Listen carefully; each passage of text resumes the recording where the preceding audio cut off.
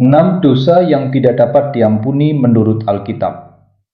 Bagaimana jika saya memberitahu Anda bahwa ada dosa-dosa yang begitu berbahaya, begitu menghancurkan secara rohani, sehingga Allah sendiri telah menyatakan bahwa dosa-dosa itu tidak akan pernah diampuni? Saya tahu apa yang sedang Anda pikirkan. Bukankah Allah penuh kasih dan belas kasihan? Bukankah Dia mengampuni semua orang? Ya, Allah adalah kasih.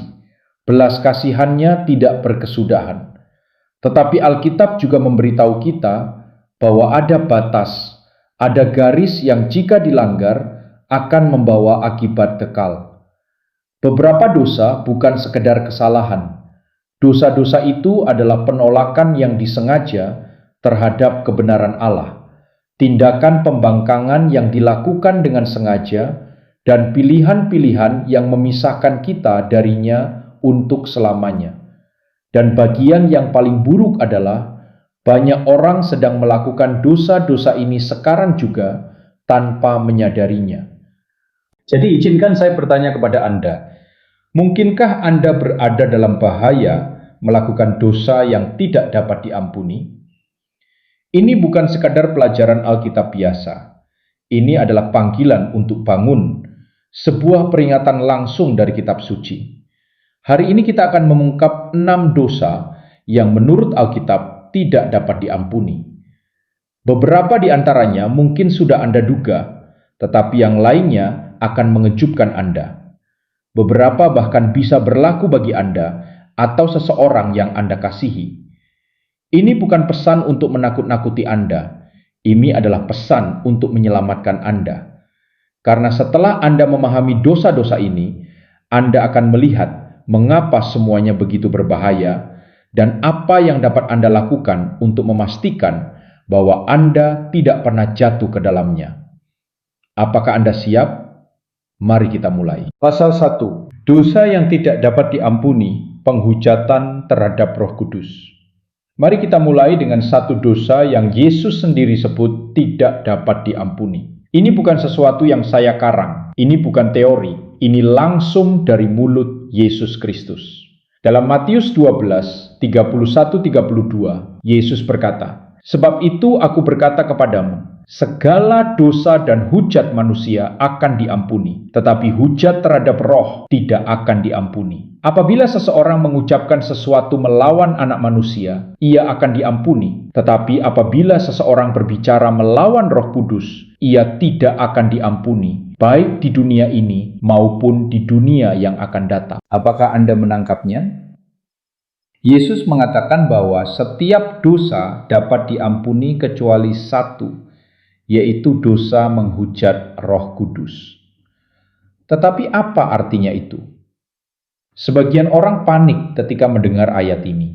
Mereka bertanya-tanya, apakah saya sudah melakukan dosa ini? Apakah saya sudah terkutuk? Jadi, mari kita uraikan. Apa itu penghujatan terhadap Roh Kudus? Penghujatan berarti berkata jahat terhadap sesuatu atau menolaknya dengan permusuhan. Tetapi ini bukan hanya soal mengatakan sesuatu yang buruk. Ini jauh lebih dalam dari itu. Menghujat Roh Kudus berarti menolak sepenuhnya dengan sadar dan secara permanen pekerjaannya dalam hidup Anda. Ini bukan sekedar ragu, ini bukan sekedar bergumul dengan iman.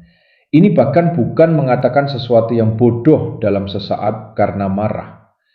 Ini adalah penolakan yang disengaja dan keras hati terhadap kebenaran dan teguran Allah. Pikirkan seperti ini. Roh Kuduslah yang menyadarkan kita akan dosa. Roh Kuduslah yang menuntun kita kepada pertobatan dan menarik kita kepada keselamatan. Jika Anda menolak Dia, maka Anda menolak satu-satunya jalan untuk diselamatkan. Itulah sebabnya dosa ini tidak dapat diampuni, karena Anda sedang memutuskan diri dari satu-satunya pribadi yang dapat menyelamatkan Anda. Orang-orang Farisi adalah contoh nyata dari dosa ini. Saat pertama kali Yesus berbicara tentang dosa yang tidak dapat diampuni ini, Dia sedang berhadapan dengan orang-orang Farisi. Inilah yang terjadi. Yesus sedang mengusir setan, Dia menyembuhkan orang-orang, membebaskan mereka yang tertawan, kuasa Roh Kudus sedang dinyatakan dengan jelas. Tetapi bukannya percaya, orang-orang Farisi melakukan sesuatu yang mengejutkan. Mereka melihat mujizat-mujizat Yesus dan berkata, "Dengan Beelzebul, penghulu setan, orang ini mengusir setan." Apakah Anda sadar apa yang baru saja mereka lakukan? Mereka melihat pekerjaan Roh Kudus dengan mata kepala mereka sendiri. Mereka menyaksikan kuasa Allah secara langsung. Tetapi bukannya menerima itu, mereka justru menyebutnya berasal dari setan. Ini bukan ketidaktahuan. Ini bukan kebingungan. Ini adalah penolakan yang disengaja dan jahat terhadap kuasa Allah. Dan saat itulah Yesus memperingatkan mereka bahwa penghujatan terhadap roh tidak akan diampuni. Mengapa dosa ini begitu berbahaya? Sebagian orang bertanya, bisakah seorang Kristen melakukan dosa ini? Jika Anda khawatir bahwa Anda telah melakukannya, itu justru pertanda baik bahwa Anda belum melakukannya. Mengapa? Karena orang yang benar-benar telah melakukan dosa ini tidak peduli lagi. Mereka telah mengeraskan hati mereka sedemikian rupa sehingga mereka tidak lagi merasakan teguran. Mereka melihat kebenaran Allah lalu menolaknya. Mereka mengejek rohnya. Mereka menutup pintu pertobatan. Dan ketika pintu itu tertutup, pintu itu tidak akan terbuka lagi. Itulah sebabnya dosa ini begitu mengerikan. Ini bukan sekedar tindakan satu kali. Ini adalah keadaan hati yang permanen. Bayangkan Anda sedang tenggelam di lautan. Seseorang lemparkan pelampung kepada Anda, tetapi bukannya meraihnya, Anda justru menolaknya berulang kali. Pada akhirnya Anda tenggelam, bukan karena pertolongan tidak tersedia, bukan karena Anda tidak diberi kesempatan, tetapi karena Anda memilih menolak satu-satunya hal yang bisa menyelamatkan Anda. Itulah penghujatan terhadap Roh Kudus. Jangan keraskan hati Anda. Ibrani 3:15 berkata, "Pada hari ini, jika kamu mendengar suaranya, janganlah keraskan hatimu." Dengarkan baik-baik. Jika Allah masih berbicara kepada Anda, jika Anda masih merasakan teguran, masih ada harapan. Tetapi bahayanya adalah ini. Semakin Anda menolak teguran Allah, semakin mudah bagi Anda untuk mengabaikannya. Semakin Anda mengeraskan hati, semakin samar suaranya, sampai suatu hari Anda berhenti mendengarnya sama sekali. Dan ketika itu terjadi, semuanya sudah terlambat. Jika Anda sedang menonton ini sekarang dan berpikir, "Saya tidak mau menolak Allah, saya tidak mau mengeraskan hati saya," maka Anda belum melakukan dosa ini. Fakta bahwa Anda masih peduli berarti Roh Kudus masih bekerja dalam hidup Anda. Tetapi inilah peringatannya, jangan anggap itu hal yang biasa. Jika Anda merasakan Allah sedang menarik Anda kepadanya, jangan melawan. Jika Anda mendengar suaranya menegur Anda, jangan abaikan. Karena saat Anda mulai dengan sengaja menutup diri terhadap Dia, Anda sedang melangkah ke wilayah yang sangat berbahaya. Allah tidak ingin seorang pun binasa. Dia tidak ingin seorang pun melakukan dosa ini. Itulah sebabnya Dia memanggil Anda sekarang juga. Jadi apa yang akan Anda lakukan? Apakah Anda akan membuka hati Anda kepada Roh Kudus? Apakah Anda akan membiarkan Dia menegur, mengubah, dan mentransformasi Anda? Atau apakah Anda akan menolaknya, mengeraskan hati Anda, dan mengambil resiko melangkah ke tempat yang tidak ada jalan kembali? Pilihan itu ada di tangan Anda. Pasal 2, menghancurkan bait Allah berdosa terhadap tubuh sendiri. Izinkan saya mengajukan satu pertanyaan yang serius. Bagaimana jika cara Anda memperlakukan tubuh Anda sedang membahayakan jiwa Anda. Bagaimana jika beberapa pilihan yang Anda buat saat ini sedang membawa Anda menuju penghakiman? Bagaimana jika tanpa sadar Anda sedang merusak sesuatu yang Allah sebut kudus? Alkitab sangat jelas. Tubuh Anda bukan sekedar daging dan tulang. Tubuh Anda adalah bait. Bukan sembarang bait, melainkan bait Allah. Dan dia memberikan peringatan yang mengerikan dalam 1 Korintus 3, 16-17. Tidak tahukah kamu bahwa kamu adalah bait Allah dan bahwa roh Allah diam di dalam kamu? Jika ada orang yang membinasakan bait Allah, maka Allah akan membinasakan dia, sebab bait Allah adalah kudus dan bait Allah itu ialah kamu. Apakah Anda menangkapnya? Jika seseorang membinasakan bait Allah, maka Allah akan membinasakan dia. Ini adalah dosa dengan konsekuensi yang mematikan, dan jutaan orang sedang melakukannya saat ini. Sebagian melakukannya dengan sengaja, sebagian lagi melakukannya tanpa menyadarinya. Dan jika mereka tidak berhenti, Allah sendiri akan mendatangkan kebinasaan atas mereka. Jadi apa artinya membinasakan bait Allah? Dan bagaimana Anda bisa memastikan bahwa Anda tidak bersalah dalam dosa ini? Mari kita uraikan. Apa artinya membinasakan bait Allah? Dalam 1 Korintus 6, 19-20 tertulis, "Atau tidak tahukah kamu bahwa tubuhmu adalah bait Roh Kudus yang diam di dalam kamu, Roh Kudus yang kamu peroleh dari Allah, dan bahwa kamu bukan milik kamu sendiri, sebab kamu telah dibeli dan harganya telah lunas dibayar.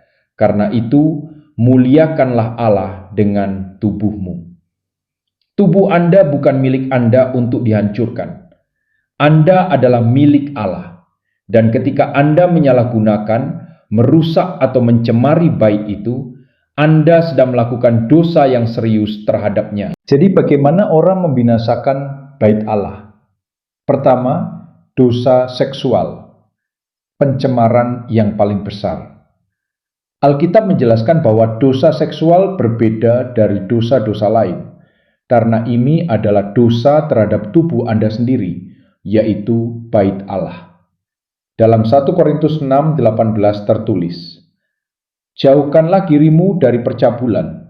Setiap dosa lain yang dilakukan manusia terjadi di luar dirinya, tetapi orang yang melakukan percabulan berdosa terhadap dirinya sendiri."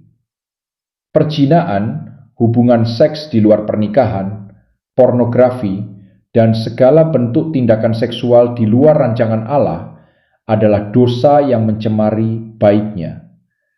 Banyak orang, termasuk orang Kristen, diperbudak oleh dosa-dosa ini. Ada yang menganggap itu bukan masalah besar. Ada yang berkata, "Ini tubuh saya, ini pilihan saya." Tetapi Allah berkata bahwa jika Anda mencemari baitnya, Anda sedang berada di bawah ancaman penghakiman. Kedua, menyakiti diri sendiri dan bunuh diri, penolakan paling tragis terhadap bait Allah. Ini topik yang berat, tetapi harus dikatakan, karena banyak orang sedang bergumul dengan rasa sakit yang dalam, depresi, dan pikiran untuk melukai diri sendiri. Sebagian bahkan telah mengambil keputusan tragis untuk mengakhiri hidup mereka sendiri. Dengarkan baik-baik. Bunuh diri bukan sekadar tragedi, tetapi juga tindakan menghancurkan bait Allah. Allah memahami rasa sakit manusia, dan hatinya pedih melihat mereka yang menderita. Namun kenyataannya tetap sama. Mengakhiri hidup sendiri berarti menolak kehidupan yang Allah berikan. Itu berarti mengambil alih otoritas yang seharusnya milik Allah. Karena setelah kematian, tidak ada lagi kesempatan untuk bertobat. Dosa ini sangat berbahaya.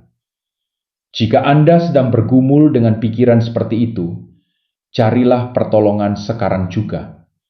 Berdoalah, berbicaralah dengan seseorang yang dapat dipercaya, dan jangan mengambil keputusan yang tidak dapat dibalikan. Allah masih punya tujuan bagi hidup Anda. Ketiga, kecanduan, racun yang perlahan menghancurkan. Narkoba, alkohol, tembakau, makan berlebihan, atau apapun yang memperbudak Anda adalah cara-cara orang merusak tubuhnya sedikit demi sedikit.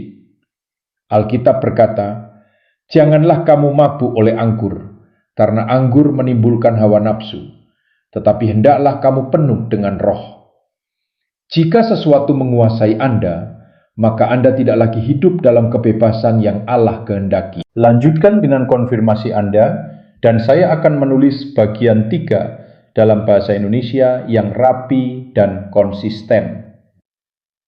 Keempat, aborsi, pelanggaran paling serius terhadap kehidupan yang Allah ciptakan. Topik ini sering menjadi perdebatan, tetapi Alkitab memandang kehidupan dalam kandungan sebagai sesuatu yang kudus. Setiap anak yang ada di dalam rahim adalah ciptaan Allah.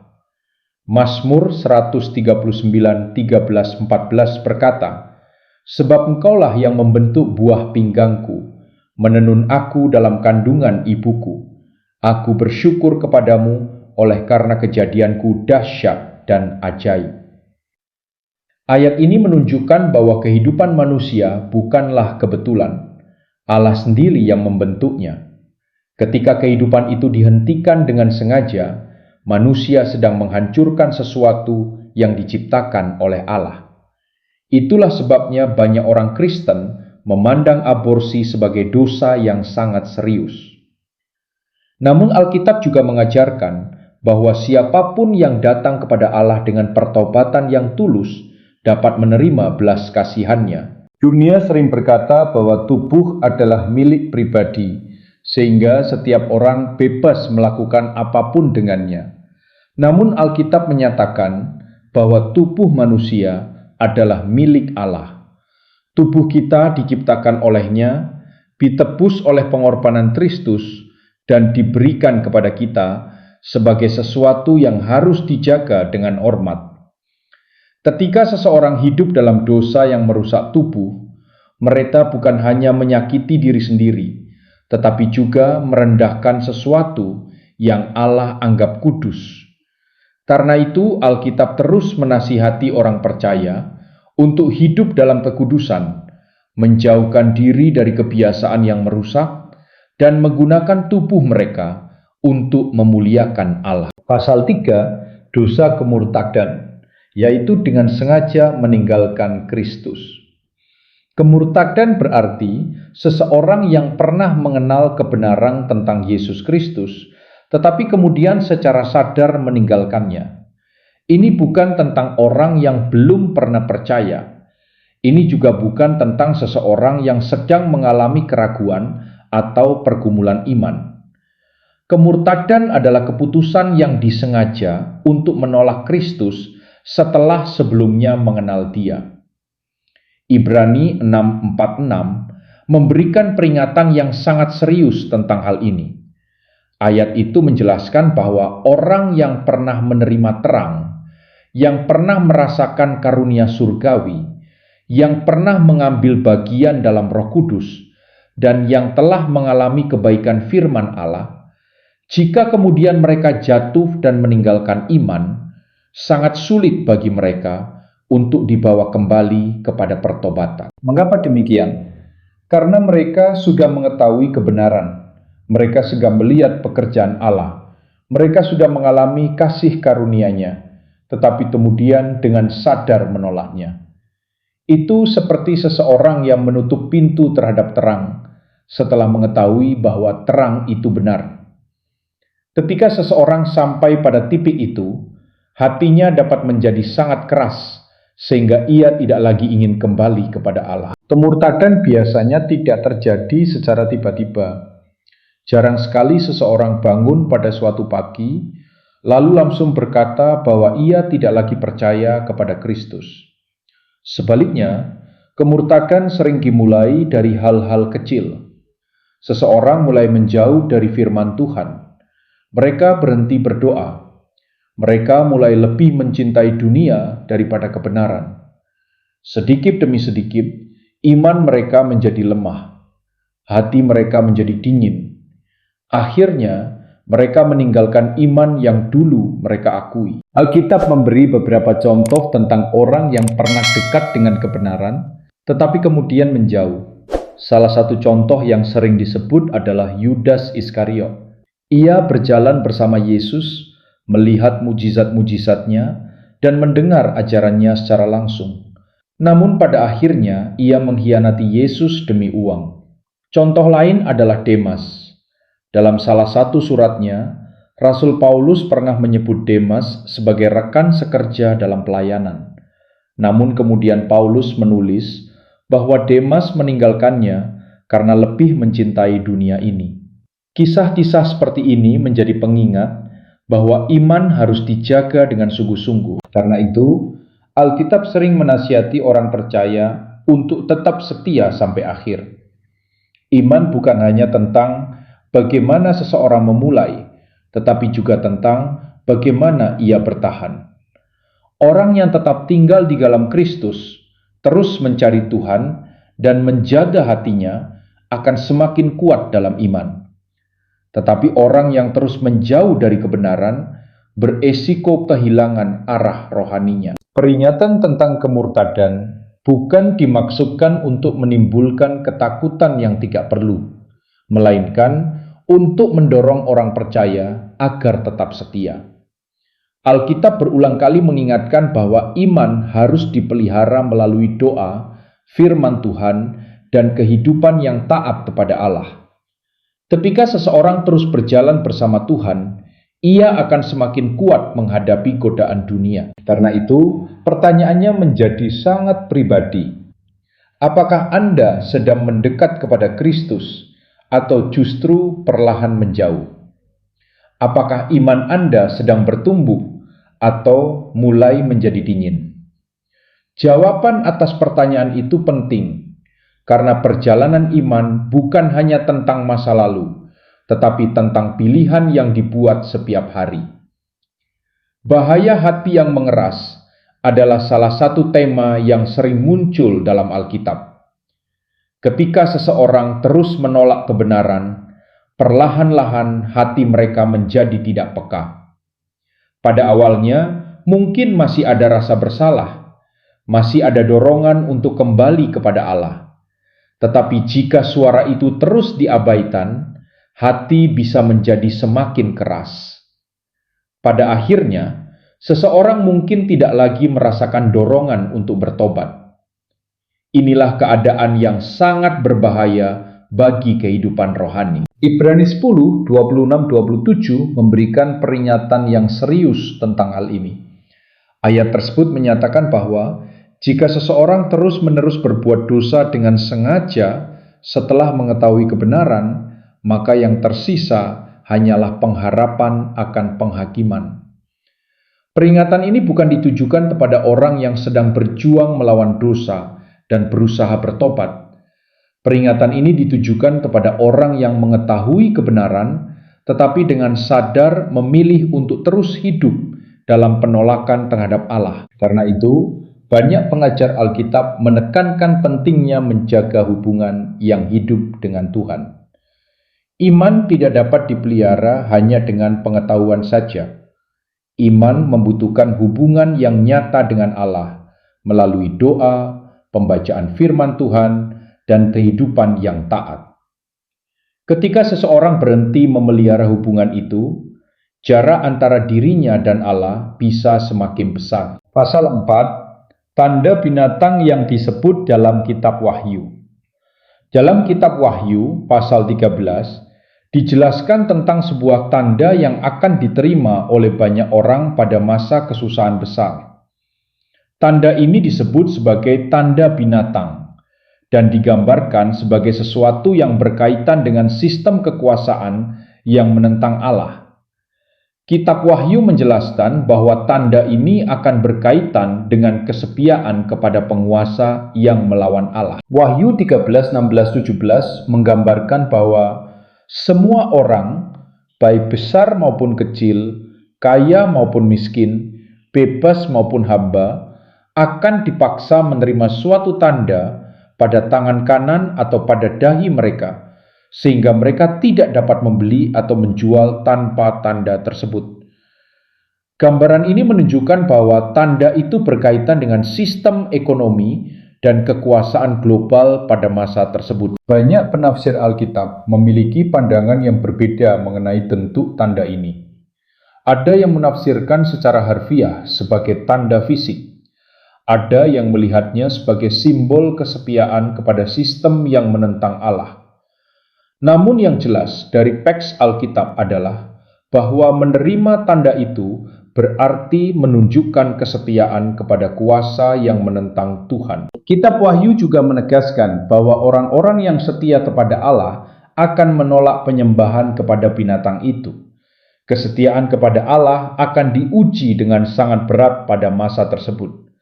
Ada orang-orang yang memilih tetap setia kepada Tuhan, meskipun harus menghadapi penderitaan dan penganiayaan. Pesan utama dari bagian ini bukan sekedar tentang tanda tertentu, tetapi tentang kesetiaan. Alkitab berulang kali menekankan bahwa orang percaya dipanggil untuk tetap setia kepada Allah, bahkan ketika dunia di sekitar mereka menolak kebenaran. Kesetiaan kepada Tuhan kadang menuntut keberanian dan pengorbanan. Banyak orang bertanya, apakah seseorang bisa menerima tanda itu tanpa sengaja? Dalam banyak penafsiran Alkitab, tanda itu dipahami sebagai keputusan yang sadar, bukan sesuatu yang terjadi tanpa diketahui.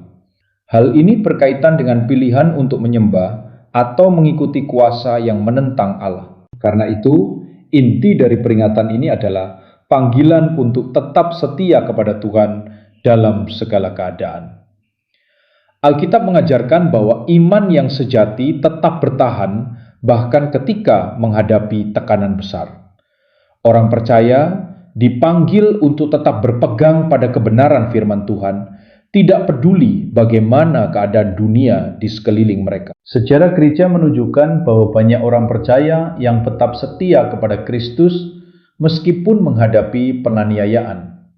Kesaksian mereka menjadi pengingat bahwa iman bukan hanya soal kenyamanan, tetapi juga soal kesetiaan. Kesetiaan kepada Tuhan adalah salah satu nilai yang paling penting dalam kehidupan rohani. Karena itu, setiap orang percaya perlu memeriksa hatinya sendiri. Apakah kita benar-benar setia kepada Tuhan, ataukah kita lebih mudah mengikuti arus dunia? Pertanyaan ini penting, karena kesetiaan kepada Tuhan sering diuji dalam keputusan-keputusan kecil yang kita buat setiap hari. Pasal 5. Dosa yang dilakukan dengan sengaja tanpa pertobatan. Alkitab memberikan banyak peringatan tentang bahaya hidup dalam dosa secara terus-menerus tanpa keinginan untuk berubah. Setiap manusia memang bisa jatuh ke dalam dosa karena tidak ada seorang pun yang sempurna. Namun ada perbedaan besar antara seseorang yang jatuh ke dalam dosa lalu bertobat dengan seseorang yang mengetahui kebenaran tetapi tetap memilih untuk hidup dalam dosa tanpa penyesalan. Ibrani 10:26 memberikan peringatan yang sangat serius mengenai hal ini. Ayat tersebut menjelaskan bahwa jika seseorang terus melakukan dosa dengan sengaja setelah menerima pengetahuan tentang kebenaran, maka tidak ada lagi korban penghapus dosa yang tersisa baginya selain menantikan penghakiman. Peringatan ini menunjukkan betapa seriusnya sikap hati seseorang terhadap dosa. Alkitab tidak berbicara tentang kesalahan sesaat yang diikuti pertobatan, tetapi tentang sikap hidup yang terus menolak panggilan Allah untuk berubah. Ada perbedaan yang jelas antara jatuh dalam dosa dan hidup dalam dosa.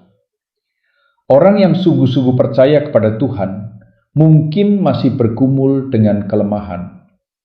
Namun, mereka tidak merasa nyaman dengan dosa itu. Mereka merasa bersalah, mereka datang kepada Tuhan untuk memohon pengampunan, dan mereka berusaha untuk berubah.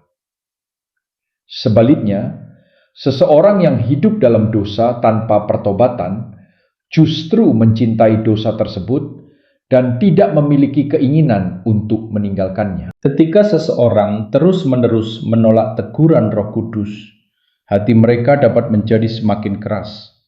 Pada awalnya mungkin masih ada rasa bersalah, namun jika suara hati itu terus diabaikan, perasaan tersebut bisa semakin lemah. Pada akhirnya, seseorang mungkin tidak lagi merasakan dorongan untuk bertobat. Itulah sebabnya Alkitab sering memperingatkan orang percaya untuk tidak mengeraskan hati mereka. Contoh tentang hati yang keras dapat dilihat dalam kisah Fir'aun dalam kitab Keluaran. Ketika Musa datang menyampaikan pesan Allah, Fir'aun berkali-kali menolak untuk mendengarkan. Meskipun melihat berbagai tanda dan peringatan, ia tetap menolak untuk merendahkan diri. Hatinya semakin keras, dan pada akhirnya keputusan-keputusan yang ia buat membawa kehancuran bagi dirinya dan bangsanya. Contoh lain yang sering disebut adalah Esau. Ia pernah menjual hak kesulungannya demi kepuasan sesaat. Ketika kemudian ia ingin memperoleh kembali berkat tersebut, ia tidak lagi menemukannya. Kisah ini sering dijadikan gambaran tentang bahaya menukar hal-hal rohani yang berharga dengan kesenangan sementara. Peringatan-peringatan seperti ini tidak dimaksudkan untuk membuat orang putus asa, tetapi untuk mengingatkan bahwa pilihan-pilihan dalam hidup memiliki konsekuensi. Alkitab menekankan bahwa Allah penuh kasih dan sabar, tetapi manusia juga dipanggil untuk merespons kasih itu dengan pertobatan dan ketaatan. Ketika seseorang mendengar firman Tuhan dan merasakan teguran di dalam hatinya, itu sebenarnya adalah tanda bahwa Allah masih bekerja dalam hidupnya. Teguran tersebut adalah kesempatan untuk kembali kepada Tuhan. Karena itu, sangat penting untuk tidak menunda pertobatan.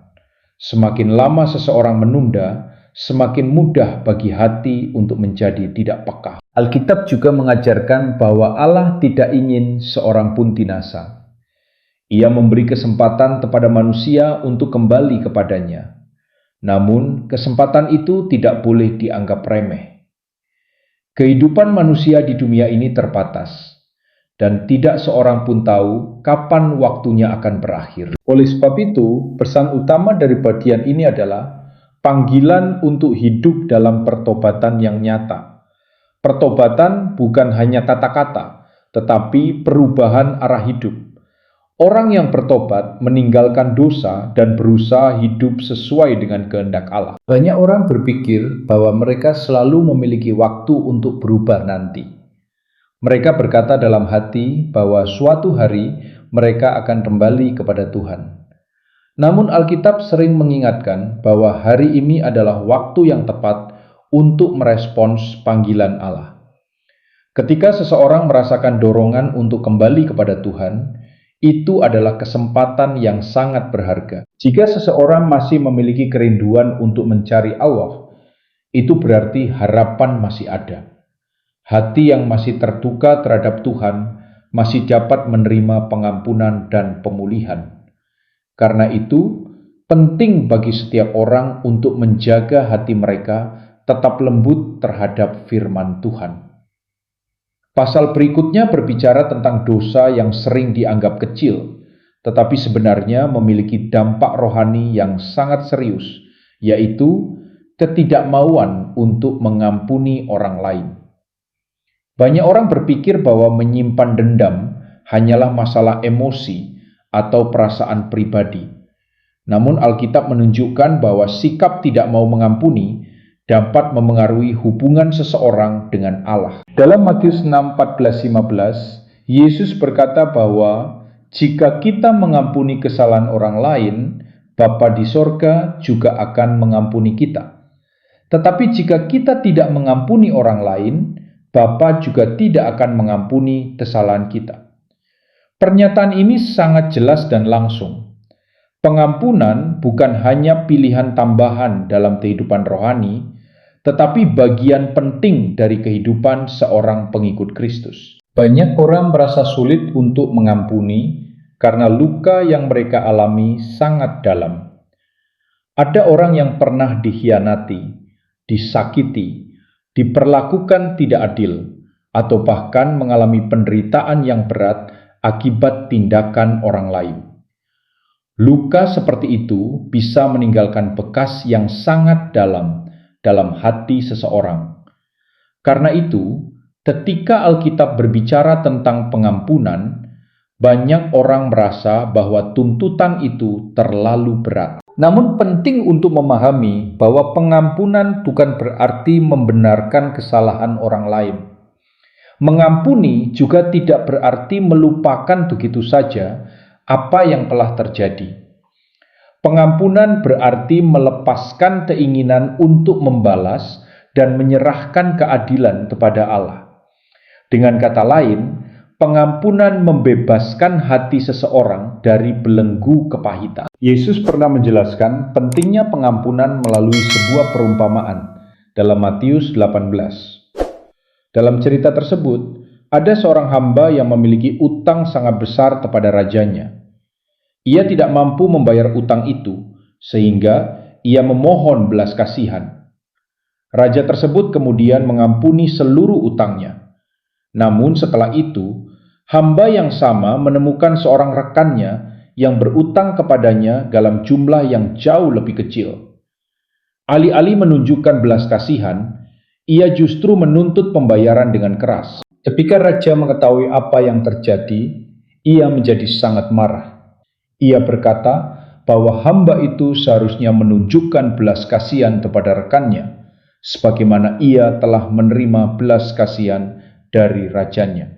Perumpamaan ini menggambarkan bahwa setiap orang yang telah menerima pengampunan dari Allah juga dipanggil untuk menunjukkan pengampunan kepada sesama. Ketika seseorang menolak untuk mengampuni, hatinya dapat dipenuhi oleh kepahitan, kemarahan, dan kebencian.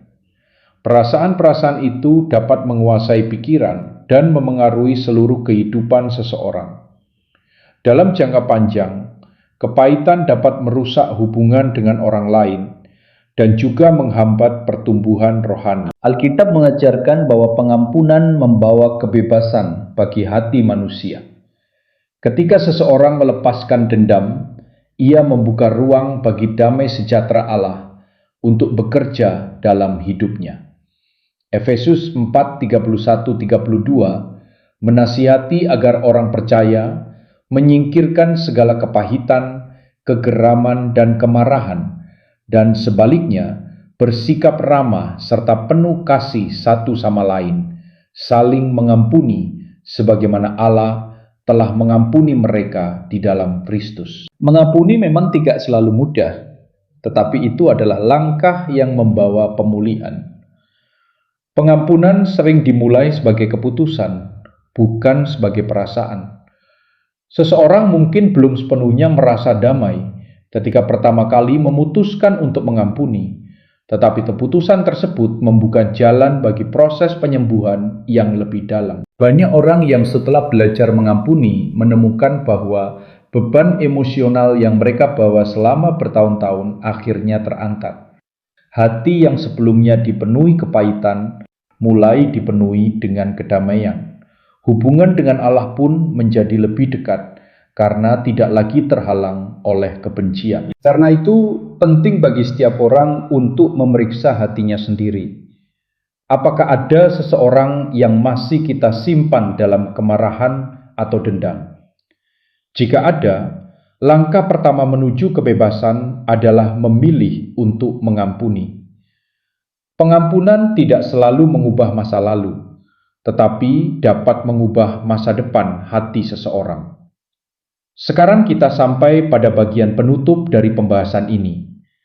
Setelah membahas berbagai peringatan yang terdapat dalam Alkitab mengenai dosa dan bahaya hati yang mengeras, muncul satu pertanyaan penting.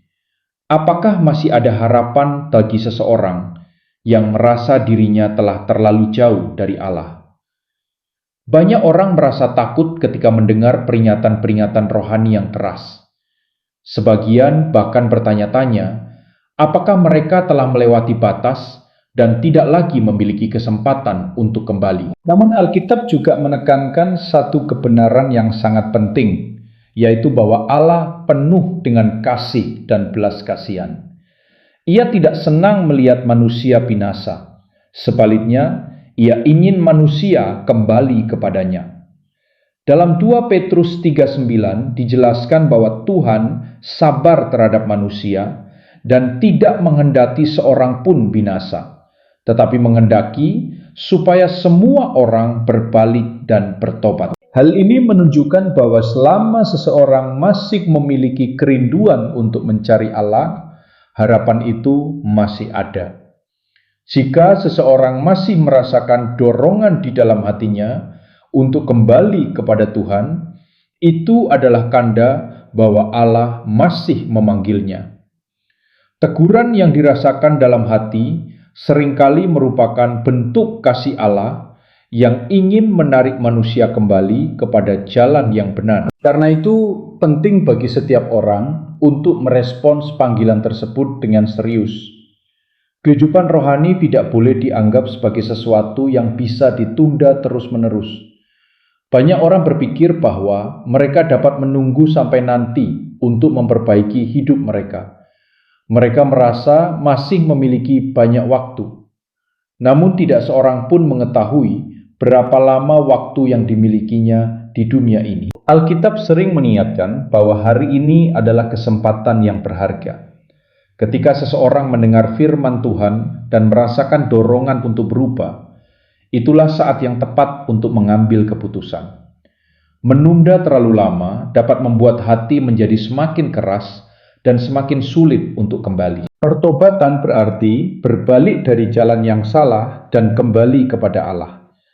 Ini bukan sekadar mengucapkan kata-kata penyesalan, tetapi perubahan arah hidup yang nyata. Seseorang yang bertobat mulai meninggalkan kebiasaan yang salah dan berusaha hidup sesuai dengan kehendak Tuhan. Dalam iman Kristen, dasar dari pengharapan manusia adalah pengorbanan Yesus Kristus. Alkitab mengajarkan bahwa melalui kematian dan kebangkitannya, Yesus membuka jalan bagi manusia untuk menerima pengampunan dan kehidupan baru. Karena itu, siapapun yang datang kepada Tuhan dengan hati yang tulus dapat menerima kasih karunia-Nya. Namun, pengampunan bukan hanya sesuatu yang diucapkan dengan kata-kata. Iman yang sejati terlihat melalui kehidupan yang berubah. Orang yang sungguh-sungguh percaya akan berusaha hidup dalam kebenaran, mencari kehendak Allah, dan menjauh dari dosa. Kehidupan dunia ini penuh dengan berbagai godaan dan tekanan. Banyak hal yang dapat menarik perhatian manusia menjauh dari Tuhan. Karena itu, Alkitab menasihati orang percaya untuk tetap berpegang pada firman Tuhan, terus berdoa, dan menjaga hubungan yang dekat dengan Allah. Perjalanan iman adalah proses yang berlangsung sepanjang hidup. Setiap hari, seseorang dihadapkan pada pilihan untuk berjalan lebih dekat kepada Tuhan atau menjauh darinya. Keputusan-keputusan kecil yang dibuat setiap hari dapat membentuk arah kehidupan rohani seseorang. Pada akhirnya, yang paling penting bukan hanya apa yang seseorang ketahui tentang iman, tetapi bagaimana ia menjalani hidupnya. Iman yang hidup terlihat dari kesetiaan kepada Tuhan, dari hati yang terus mencari kebenaran, dan dari kerinduan untuk hidup sesuai dengan kehendak-Nya. Karena itu, pertanyaan terakhir yang perlu direnungkan adalah ini: apakah kita benar-benar ingin hidup dekat dengan Tuhan dan mengikuti jalan yang Dia tunjukkan? Jika jawabannya adalah ya, maka langkah berikutnya adalah terus berjalan bersamanya setiap hari, dengan hati yang terbuka dan dengan keinginan untuk hidup dalam kebenaran.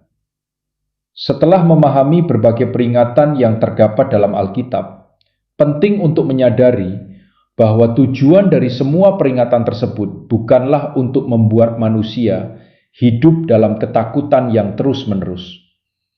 Peringatan itu diberikan agar manusia menyadari betapa berharganya kehidupan rohani dan betapa pentingnya menjaga hubungan dengan Allah. Firman Tuhan tidak hanya berisi peringatan, tetapi juga berisi undangan untuk kembali kepadanya. Banyak orang menjalani hidup tanpa pernah benar-benar memikirkan kondisi rohani mereka.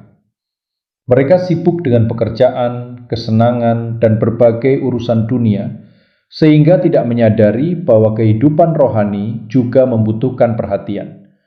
Sama seperti tubuh memerlukan makanan untuk tetap hidup, jiwa manusia juga memerlukan kebenaran dan hubungan dengan Allah. Alkitab sering menekankan pentingnya mencari Tuhan dengan sungguh-sungguh. Orang yang terus mencari Tuhan akan menemukan bahwa hubungan dengannya membawa damai sejahtera yang tidak dapat diberikan oleh dunia. Ketika seseorang berjalan dekat dengan Tuhan, ia memiliki arah hidup yang jelas dan kekuatan untuk menghadapi berbagai tantangan. Namun, perjalanan iman tidak selalu mudah. Ada saat-saat ketika seseorang merasa lemah, ragu, atau bahkan jatuh dalam kesalahan. Dalam keadaan seperti itu, yang paling penting adalah tidak menjauh dari Tuhan.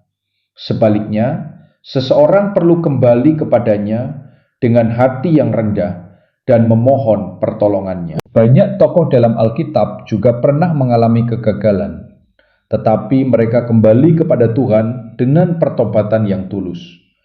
Kisah-kisah tersebut menunjukkan bahwa Allah tidak mencari manusia yang sempurna, tetapi manusia yang mau datang kepadanya dengan hati yang jujur. Salah satu cara menjaga kehidupan rohani adalah dengan tetap dekat dengan firman Tuhan.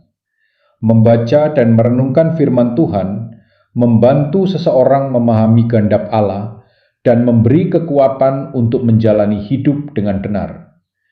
Firman Tuhan juga menjadi sumber hikmat dalam mengambil keputusan. Selain itu, doa merupakan bagian penting dari hubungan dengan Tuhan. Melalui doa, seseorang dapat menyampaikan isi hatinya kepada Allah, memohon pertolongan, dan mengucap syukur atas segala hal yang telah diterimanya. Doa bukan hanya sekedar ritual, tetapi hubungan yang hidup antara manusia dan penciptanya. Kehidupan rohani juga bertumbuh melalui persekutuan dengan orang-orang yang memiliki iman yang sama. Ketika orang percaya saling menguatkan, mereka dapat bertumbuh bersama dan saling membantu menghadapi berbagai tantangan. Persekutuan seperti ini sering menjadi tempat di mana seseorang mendapatkan dorongan untuk tetap setia kepada Tuhan. Di tengah dunia yang penuh dengan berbagai pengaruh, menjaga iman menjadi semakin penting. Banyak nilai dan pandangan yang bertentangan dengan ajaran Alkitab dapat dengan mudah memengaruhi cara berpikir manusia. Karena itu, orang percaya perlu memiliki dasar yang kuat dalam firman Tuhan agar tidak mudah terbawa oleh arus. Iman yang kuat bukan hanya terlihat dari kata-kata, tetapi juga dari cara seseorang menjalani hidup setiap hari. Ketika seseorang hidup dengan kasih, kejujuran, dan kerendahan hati, orang lain dapat melihat nilai-nilai iman tersebut melalui perbuatannya. Pada akhirnya, kehidupan rohani adalah perjalanan yang berlangsung sepanjang hidup. Setiap hari adalah kesempatan baru untuk belajar, bertumbuh, dan semakin mengenal Tuhan. Orang yang terus berjalan bersama Tuhan akan menemukan bahwa kasih dan kesetiaannya selalu menyertai mereka. Karena itu, penting untuk terus menjaga hati tetap terbuka terhadap firman Tuhan. Dengan hati yang rendah dan keinginan untuk belajar, seseorang dapat mengalami pertumbuhan rohani yang semakin dalam. Setelah memahami berbagai peringatan dan ajaran yang terdapat dalam Alkitab, langkah berikutnya adalah merenungkan bagaimana kebenaran tersebut diterapkan dalam kehidupan sehari-hari. Pengetahuan saja tidak cukup jika tidak diikuti dengan perubahan sikap dan tindakan. Banyak orang mengetahui ajaran yang baik, tetapi tantangan sebenarnya adalah menjalani ajaran tersebut dengan setia. Salah satu langkah penting dalam kehidupan rohani adalah memiliki hati yang peka terhadap suara Tuhan. Dalam kehidupan yang sibuk, suara hati seringkali tertutup oleh berbagai gangguan. Namun, ketika seseorang meluangkan waktu untuk merenungkan firman Tuhan dan berdoa, ia dapat belajar mengenali arahan yang benar dalam hidupnya. Kepekaan terhadap Tuhan juga membantu seseorang untuk menyadari ketika ia mulai menyimpang dari jalan yang benar. Teguran yang dirasakan di dalam hati bukanlah sesuatu yang harus ditakuti, melainkan sesuatu yang patut disyukuri. Teguran tersebut merupakan tanda bahwa Tuhan masih bekerja dalam kehidupan seseorang dan ingin menuntunnya kembali ke arah yang benar. Selain itu, penting bagi setiap orang untuk menjaga kerendahan hati. Kerendahan hati membuat seseorang bersedia mengakui kesalahan dan belajar dari pengalaman. Sebaliknya, kesombongan sering membuat seseorang menolak nasihat dan merasa bahwa dirinya selalu benar. Dalam kehidupan rohani, kerendahan hati membuka pintu bagi pertumbuhan yang lebih dalam. Kehidupan yang dipenuhi dengan kasih juga merupakan tanda dari iman yang hidup. Yesus mengajarkan bahwa kasih kepada Allah dan kasih kepada sesama adalah inti dari hukum Tuhan.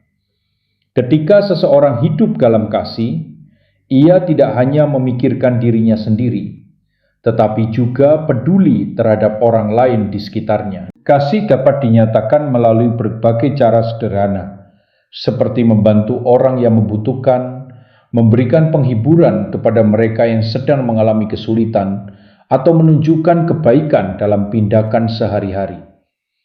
Perbuatan-perbuatan kecil seperti ini sering memiliki dampak yang besar dalam kehidupan orang lain. Selain kasih, kesetiaan juga merupakan nilai penting dalam kehidupan rohani.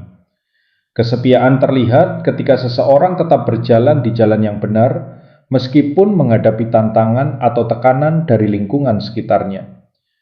Kesetiaan kepada Tuhan seringkali diuji dalam keputusan-keputusan kecil yang diambil setiap hari. Orang yang setia tidak hanya mencari Tuhan ketika menghadapi masalah, tetapi juga tetap mendekat kepadanya dalam setiap keadaan.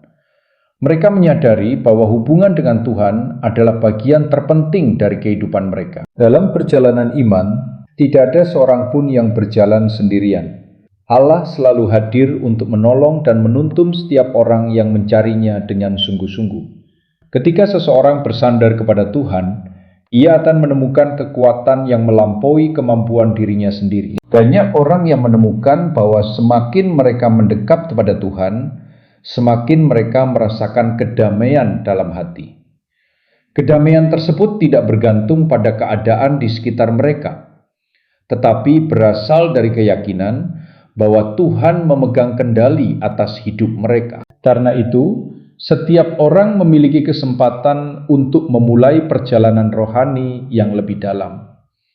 Tidak peduli bagaimana masa lalu seseorang, selalu ada kesempatan untuk melangkah ke arah yang lebih baik. Yang terpenting adalah memiliki hati yang terbuka untuk belajar dan berubah. Ketika seseorang memilih untuk berjalan bersama Tuhan setiap hari, ia akan menemukan bahwa hidup memiliki tujuan yang lebih besar. Tujuan tersebut tidak hanya berkaitan dengan keberhasilan di dunia ini, tetapi juga dengan kehidupan yang memiliki makna dan arah yang jelas. Pada akhirnya, semua pembahasan ini membawa kita pada satu pertanyaan yang sangat penting bagi setiap orang. Setelah mengetahui berbagai peringatan dalam Alkitab dan memahami betapa berharganya kehidupan rohani, keputusan apa yang akan kita ambil? Setiap orang memiliki kebebasan untuk memilih jalan hidupnya. Namun, setiap pilihan juga membawa konsekuensi. Alkitab berulang kali mengingatkan bahwa kehidupan manusia di dunia ini tidak berlangsung selamanya. Waktu yang dimiliki setiap orang sangat terbatas.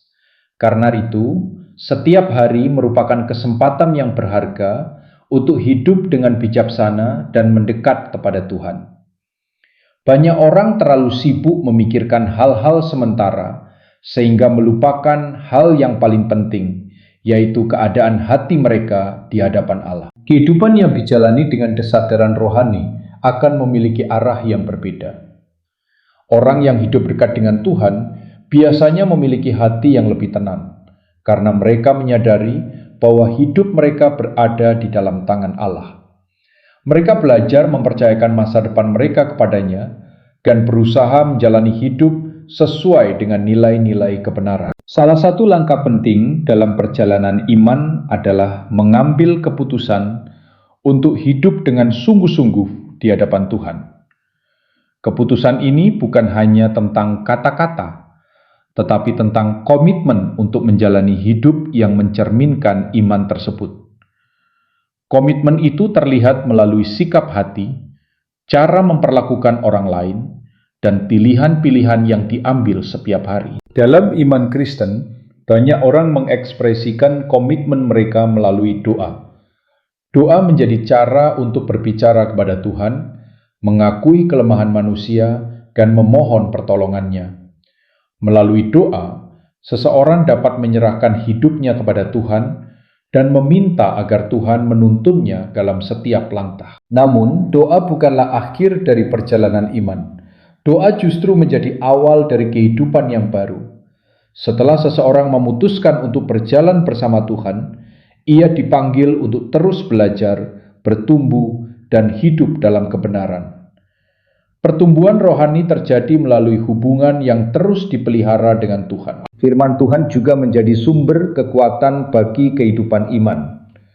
Dengan membaca dan merenungkan firman Tuhan secara teratur, seseorang dapat memahami kehendak Allah dan menemukan hikmat untuk menghadapi berbagai situasi dalam hidup. Firman Tuhan membantu seseorang tetap berada di jalan yang benar. Selain itu, penting untuk terus hidup dalam kasih dan kerendahan hati.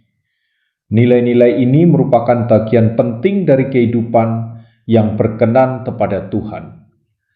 Ketika seseorang hidup dengan kasih, ia tidak hanya memikirkan kepentingannya sendiri, tetapi juga berusaha membawa kebaikan bagi orang lain. Perjalanan iman tidak selalu mudah. Ada saat-saat ketika seseorang menghadapi kesulitan, keraguan, atau bahkan kegagalan. Namun, dalam setiap keadaan, Tuhan tetap setia. Ia memberikan kekuatan kepada mereka yang mencarinya dan menuntun mereka melalui setiap tahap kehidupan. Karena itu, yang terpenting bukanlah kesempurnaan manusia, tetapi kesediaan untuk terus berjalan bersama Tuhan. Orang yang tetap mencari Tuhan dengan hati yang tulus akan menemukan bahwa kasih dan anugerah-Nya selalu cukup untuk menuntun mereka. Pada akhirnya, kehidupan yang dijalani dengan iman membawa makna yang lebih dalam. Hidup tidak hanya dipandang sebagai rangkaian peristiwa sementara, tetapi sebagai perjalanan yang memiliki tujuan yang kekal. Orang yang hidup dengan kesadaran ini akan berusaha menggunakan waktunya dengan bijaksana dan menjalani hidup dengan penuh tanggung jawab. Semoga setiap orang yang merenungkan kebenaran ini dapat mengambil keputusan yang bijaksana dalam hidupnya, menjaga hatinya tetap dekat dengan Tuhan, dan terus berjalan dalam kebenaran setiap hari. Dengan demikian, kehidupan yang dijalani tidak hanya membawa berkat bagi diri sendiri, tetapi juga bagi orang lain di sekitarnya.